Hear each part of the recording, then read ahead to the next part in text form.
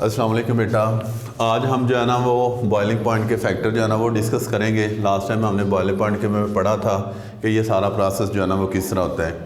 तो इसके जो फैक्टर हैं जी वो हमारे पास हैं कि कौन से फैक्टर्स हैं जो इसको अफेक्ट करते हैं। उसमें से पहला हमारे पास जो है ना वो आएगा नेचर ऑफ लिक्विड, कि लिक्विड की जो नेचर है ना वो भी हमारे पास जो है ना वो बॉइलिंग जो पॉइंट होता है ना उसके ऊपर अफेक्ट करता है। नेचर जो है ना इसके अंदर दो चीज़ें होंगी, एक हमारे पास होगा पोलर और दूसरा जी हमारे पास होगा नॉन पोलर। इसमें हम जो है ना वो एक कंटेनर लेते हैं और इसके अंदर जो है ना ये वाले हमारे पास जो है ना सरफेस एरिया है, ये वाटर के जो है ना यानी कोई भी लिक्विड जो है उसके मॉलिक्यूल्स हैं, ठीक है। और अब यहाँ पे देखें जी कि जो हमारे पास वाटर है, फॉर एग्ज़ाम्पल हम लिक्विड जो है ना वो वाटर ले लेते हैं, तो इसका जो वाटर का मॉलिक्यूल है ना वो हमने पीछे बड़ी डिटेल में पढ़ा था कि वो इस तरह से होता है, ऑक्सीजन और यहाँ पे हाइड्रोजन और यहाँ पे हाइड्रोजन। हाइड्रोजन के ऊपर पार्शियल पॉजिटिव चार्ज होता है और ऑक्सीजन के ऊपर पार्शियल नेगेटिव चार्ज होता है। इसी तरह इधर भी हाइड्रोजन के ऊपर पार्शियल पॉजिटिव और इधर भी जी ऐसे ही होगा, हमारे पास हाइड्रोजन पॉजिटिव और ये वाला हाइड्रोजन पार्शियल पॉजिटिव और पार्शियल ये वाला हमारे पास नेगेटिव। तो अब यहाँ पे हमारे पास होगा कैसे, ये प्रोसेस सारा किस तरह होगा कि ऑक्सीजन जो इस मॉलिक्यूल का जो आपके पास जो है ना इसका हाइड्रोजन जिसके ऊपर नेगेटिव चार्ज है वो इसको जो है ना वो अपनी तरफ जो है ना वो अट्रैक्ट करे, यानी एक मॉलिक्यूल का पॉजिटिव और दूसरे का नेगेटिव, ये दोनों जो है ना वो आपस में एक दूसरे को जो है ना वो अट्रैक्ट करेंगे और इनके दरमियान जो बनने वाली फोर्स होगी वो मतलब वो क्या होगी आपके पास, ये इंटरमॉलिक्यूलर फोर्सेस होगी। अगर तो आपके पास ये वाला, तो अब इन दोनों के दरमियान एक पॉजिटिव और एक नेगेटिव, ये वाला जो है ना ये हमारे पास क्या हो जाएगा जी, पोलर कोवैलेंट कंपाउंड हो जाएगा। जो है ना ये वाला कौन से वाला होता है, जो हेट्रो मॉलिक्यूल्स आप मतलब जो है ना एटम होते हैं उनके दरमियान जो बनने वाला बॉन्ड होता है उसे हम क्या कहते हैं, कोवैलेंट कंपाउंड है। तो अब यहाँ पे देखें जब ये आपस में एक दूसरे के साथ मिलकर जो है ना वो बॉन्ड बनाएंगे और ये वाली जो है ना रेड कलर ये इन दोनों के दरमियान इंटरमॉलिक्यूलर फोर्सेस को जो है ना वो शो करवा रही है। अब जब हमने इसको हीट इसके ऊपर जो है ना वो हमने अप्लाई की, जब हम इसके ऊपर हीट अप्लाई करेंगे तो ये इन दोनों के दरमियान बनने वाला जो बॉन्ड होगा उसको ब्रेक डाउन कर देंगे। तो अब ये देखें कि अगर हमने हीट जो है ना वो इसके ऊपर थोड़ी सी अप्लाई की है तो उसके बाद क्या होगा कि ये वाले जो इन दो मॉलिक्यूल्स हैं इनके दरमियान जो बनने वाला बॉन्ड है वो ब्रेक डाउन होगा, लेकिन कम ब्रेक डाउन होगा।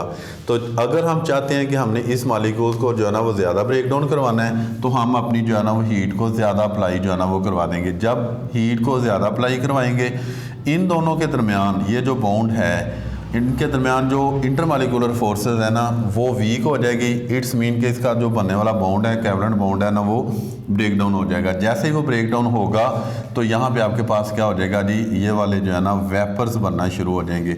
जब ये वाले वेपर्स बनना शुरू हो जाएंगे ऊपर से जो हमारे पास एटमॉस्फेरिक प्रेशर है वो भी इसके ऊपर जो है ना वो अफेक्ट हो जाएगा इस तरह। तो अब यहाँ पे देखें कि नेचर ऑफ लिक्विड जो है ना वो इसके ऊपर क्या इफेक्ट करती है। अगर जो नेचर जो पोलर हैं तो उनमें उनके दरमियान फोर्स ऑफ अट्रैक्शन जो होती है ना वो ज़्यादा होती है, इंटरमॉलिक्यूलर फोर्सेस जो होती हैं ना वो ज़्यादा स्ट्रॉन्ग होती हैं। तो वो क्या होंगे कि अगर ऐसा लिक्विड होगा कि जिनके दरमियान इंटरमॉलिक्यूलर फोर्सेस स्ट्रॉन्ग होंगी तो जब वो स्ट्रॉन्ग होंगी तो वेपर्स कम बनेंगे। जब वेपर्स कम बनेंगे तो इसका मतलब है कि उसका बॉइलिंग पॉइंट जो है ना वो ज़्यादा होगा। और अगर हम जो है ना वो लिक्विड ऐसा यूज़ करते हैं कि जो कि नॉन पोलर है, और नॉन पोलर क्या होती हैं कि जिनके दरमियान इंटरमॉलिक्यूलर फोर्सेस जो होती हैं ना वो वीक होती हैं। जब इंटरमॉलिक्यूलर फोर्सेस वीक होंगी तो थोड़ी सी भी हीट अप्लाई करने से वो मॉलिक्यूल जो उनके दरमियान है उनके दरमियान जो बनने वाला बॉन्ड है वो ब्रेक डाउन हो जाएगा। जब वो ब्रेक डाउन हो जाएगा तो ज़्यादा तेज़ी के साथ जो है ना ये वाला लिक्विड जो है ना वो वेपर में कन्वर्ट हो जाएगा। जब ये वेपर में कन्वर्ट होगा तो वेपर प्रेशर भी ज़्यादा होगा। जैसे ही वेपर प्रेशर ज़्यादा होगा तो पीछे से जो बाहर से एटमॉस्फेरिक प्रेशर है वो तो इसके ऊपर अप्लाई हो रहा है, लेकिन जैसे जैसे हमारा जो है ना वेपर ज़्यादा होंगे तो वेपर प्रेशर भी आहिस्ता आहिस्ता कम होगा। तो नतीजा क्या निकलेगा कि हमारे पास जो है ना वो जो लिक्विड है वो बॉयल होना शुरू हो जाएगा। तो बॉइलिंग पॉइंट में हमने ये पढ़ा था कि ऐसा पॉइंट जहाँ पे आपका एटमॉस्फेरिक प्रेशर और आपका जो है ना वेपर प्रेशर सेम हो जाते हैं, उसे हम उसका बॉइलिंग पॉइंट कहते हैं। अगला जी हमारे पास जो है ना वो पॉइंट है इसका कि इंटरमालिकुलर फोर्सेस जो है ना वो इसके ऊपर क्या अफेक्ट करती हैं। दूसरा पॉइंट है इंटर मालिक्यूलर फोर्सेस। ठीक है जी, ये वाला भी इसी में जो मतलब हम कंटेनर जो भी हमने इसका बनाया था उसके अंदर जो है ना वो हम इसको डिस्कस जो है ना वो कर चुके हैं। यही वाला के वाला हाइड्रोजन है पार्शियल नेगेटिव, पार्शियल ये वाला पॉजिटिव है, और यहाँ पे भी हमारे पास जो है ना वो पार्शियल पॉजिटिव है। तो यहाँ पे इन दोनों के दरमियान बनने वाला जो है ना बॉन्ड ये वाला जी। अब यहाँ पे देखें कि इन दोनों के दरमियान ये वाला जो है ना ये एक पॉजिटिव है और एक हमारे पास जो है ना वो नेगेटिव है। अब ये जो रेड मतलब लाइन है, डॉटर लाइन है, ये शो करवा दी है कि इन दोनों के दरमियान ये इंटरमालिकुलर फोर्सेस है। तो बात वही कि अगर इंटरमालिकुलर फोर्सेस जो है ना वो स्ट्रॉन्ग होंगी तो आपका जो बॉइलिंग पॉइंट है ना वो क्या होगा, वो हाई होगा यानी बहुत ज़्यादा होगा। और अगर इंटरमालिकुलर फोर्सेस जो है ना वो वीक होगी तो आपका बॉइलिंग पॉइंट जो है ना वो लो होगा। और उसके बाद जी अगला हमारे पास जो पॉइंट आएगा उसमें हमारे पास क्या आ जाएगा, वो हमारे पास आ जाएगा एक्सटर्नल प्रेशर। ठीक है, एक्सटर्नल प्रेशर वही वाला अगेन हम इसके अंदर जो है ना ये एक कंटेनर लेंगे। ठीक है जी, ये वाला सरफेस वो जो इसके अंदर प्रोसेस होता है यानी किस तरह जो है ना वो हाइड्रोजन, अभी हमने देखो ना हाइड्रोजन ये इसके मालिक्यूल किस तरह एक दूसरे को ब्रेक डाउन करते हैं। तो अब जब हम इसके ऊपर जो है ना वो हीट अप्लाई करेंगे तो इसमें क्या होंगे जी, वेपर्स बनना शुरू हो जाएंगे। जब इसके अंदर जो है ना वो वेपर्स बनना शुरू हो जाएंगे तो बाहर से जो है ना वो क्या होगा, जो एटमॉस्फेरिक प्रेशर है वो भी इसके ऊपर जो है ना वो अप्लाई होगा। यहाँ पे आपके पास आ जाएगा एटमॉस्फेरिक प्रेशर। ठीक है, तो अब यहाँ पे क्या होगा कि अगर हम इसको जब हीट अप्लाई की इसके अंदर से जो है ना वेपर्स बनना शुरू हो गए, ये वाले सारे जो है ना ये वाली चीज़ें, तो अगर जो है ना वेपर प्रेशर जो एटमॉस्फेरिक प्रेशर है वो कम होगा, जब एटमॉस्फेरिक प्रेशर कम होगा तो थोड़ी सी भी हीट अप्लाई करने से इसके अंदर जो है ना वेपर बनना शुरू हो जाएंगे। जैसे ही थोड़े से वेपर बनेंगे, क्योंकि जो एटमॉस्फेरिक प्रेशर है वो भी तो कम है ना, तो जब एटमॉस्फेरिक प्रेशर होगा तो थोड़े से वेपर जो है ना जब बनेंगे तो एक स्टेज बहुत जल्द जो है ना वो आ जाएगी कि जहाँ पे जो है ना वो आपका एटमॉस्फेरिक प्रेशर और वेपर प्रेशर जो है ना वो इक्वल हो जाएगी। तो फिर क्या होगा कि आपका जो है ना वो जो है ना बॉइलिंग पॉइंट वो लो होगा। और अगर आपका वेपर प्रेशर जो है ना वो क्या होगा जी, हाई आपके पास हो जाता है, एटमॉस्फेरिक प्रेशर जो है ना वो हाई है, तो फिर क्या होगा, फिर आपको ज़्यादा हीट जो है ना वो अप्लाई करना पड़ेगी। जब आप ज़्यादा हीट अप्लाई करेंगे तो हमारे पास क्या होगा, फिर जो है ना वो ज़्यादा वेपर्स जो है ना वो बनेंगे। जब ज़्यादा वेपर्स बनेंगे तो क्योंकि एटमॉस्फेरिक प्रेशर जो है ना वो हाई है, तो ये ऐसी स्टेज जहाँ पे ये दोनों ने इक्वल होना है। तो कब इक्वल होंगे, जब आपका एटमॉस्फेरिक प्रेशर जो है ना उसके वेपर प्रेशर के इक्वल होगा। तो वेपर प्रेशर एटमॉस्फेरिक प्रेशर के इक्वल होने के लिए उसको ज़्यादा वेपर जो है ना वो बनाने पड़ेंगे। और ज़्यादा वेपर्स कब बनेंगे, जब हम ज़्यादा हीट अप्लाई करेंगे। तो फिर इससे क्या कि अगर आपका एक्सटर्नल प्रेशर जो है ना वो ज़्यादा है, हाई है, तो आपका बॉइलिंग पॉइंट जो है ना वो भी हाई होगा।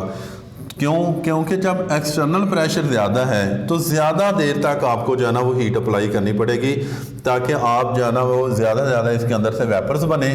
और ज़्यादा वेपर बनने के लिए टाइम लगेगा। जब टाइम ज़्यादा लगेगा तो हीट मतलब जो है ना वो हमें ज़्यादा अप्लाई करने पड़ेगी। तो जब हीट ज़्यादा अप्लाई करने पड़ेगी तो इसका मतलब ये हुआ कि अगर आपका एक्सटर्नल प्रेशर जो है ना वो हाई है तो आपका बॉइलिंग पॉइंट भी हाई होगा। और अगर आपका एक्सटर्नल प्रेशर जो है ना वो लो है यानी एटमॉस्फेरिक प्रेशर लो है, तो आपका जो बॉइलिंग पॉइंट है ना वो भी आपके पास जो है ना वो लो होगा। तो आगे जी हम डिस्कस करते हैं इसका अगला पॉइंट जो है ना वो हमारे पास है फ्रीजिंग पॉइंट। फ्रीजिंग पॉइंट जो है ना वो वाला क्या होता है, फ्रीजिंग पॉइंट फ्रीजिंग पॉइंट हमारे पास क्या है जी, फ्रीजिंग पॉइंट ये है जी कि इसको हम इसी तरह एक डायग्राम के ज़रिए ही एक्सप्लेन करेंगे। फ्रीजिंग पॉइंट ये है कि जब आपका एटमॉस्फेरिक जो आपका लिक्विड का प्रेशर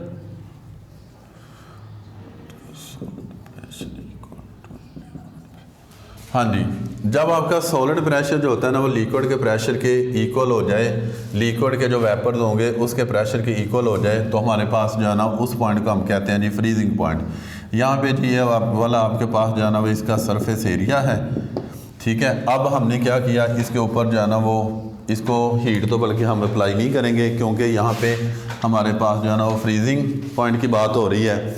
हमने क्या किया जी, इसको जो है ना वो कूल करना शुरू कर दिया, ठीक है। जब ये कूल होगा तो क्या होगा कि जो मालिक्यूल्स होते हैं, लिक्विड के मालिक्यूल्स होते हैं, वो कंटिन्यूस स्टेट ऑफ मोशन में होते हैं। जब कंटिन्यूस स्टेट ऑफ मोशन में होंगे, फिर इसके बारे में हमने ये भी पढ़ा था कि इसके अंदर जो है ना वो काइनेटिक एनर्जी होती है।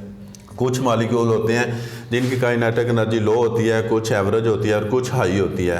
तो जब हम इस लिक्विड को जो है ना वो कूल करना शुरू कर देंगे तो हमारे पास क्या होगा कि इन ये जो वाले जो मालिक्यूल है ना, इनकी काइनेटिक एनर्जी जो है ना वो आहिस्ता आहिस्ता कम होना शुरू हो जाएगी। जैसे ही इनकी काइनेटिक एनर्जी कम हो जाएगी तो इनकी मोशन या इनका कोलिजन जो है ना, यानी आपस में जो इनका टकराव है वो भी कम हो जाएगा। तो जैसे जैसे मतलब हम इसको कूल करते जाएंगे, ये काइनेटिक एनर्जी वैसे वैसे कम होती जाएगी। जैसे जैसे काइनेटिक एनर्जी कम होती जाएगी तो जो मोशन ऑफ मॉलिक्यूल्स है वो भी कम होती जाएगी। आज और वो कहते हैं जी जब ये कम होती जाएगी, होते होते एक ऐसा पॉइंट आ जाएगा कि जहाँ पे ये वाला जो प्रेशर है, जो इसका जो वेपर प्रेशर है, जो इसका जो लिक्विड का प्रेशर है, के मालिक्यूल का जो प्रेशर है, वो जो आपके पास सॉलिड है इसके प्रेशर के इक्वल आ जाएगा। तो वो कहते हैं जी वही वाला पॉइंट हमारे पास पॉइंट जो है ना फ्रीजिंग पॉइंट होगा कि जहाँ के लिक्विड का जो प्रेशर होता है उसका जो है ना वो सॉलिड के प्रेशर के इक्वल हो जाए। तो ऐसी स्टेज को जो है ना हम क्या कहते हैं, फ्रीजिंग पॉइंट कहते हैं। यहाँ पे इसी पर जो है ना वो इसके नीचे जहाँ पे इसकी डेफिनेशन दी गई है उसके नीचे बेटा एक टेबल दिया हुआ है और डिफरेंट जो है ना वो कुछ सब्सटेंस के जो है ना उन्होंने फ्रीजिंग पॉइंट दिए हुए हैं, वो अपने याद करने हैं, क्योंकि वो जो है ना वो उसके अंदर MCQs के अंदर क्वेश्चन आते हैं। अब बेटा आप इसी के अंदर जो है ना आपका नेक्स्ट इसी वीडियो के अंदर बायो का लेक्चर होगा, तो वो आप जो है ना वो लें।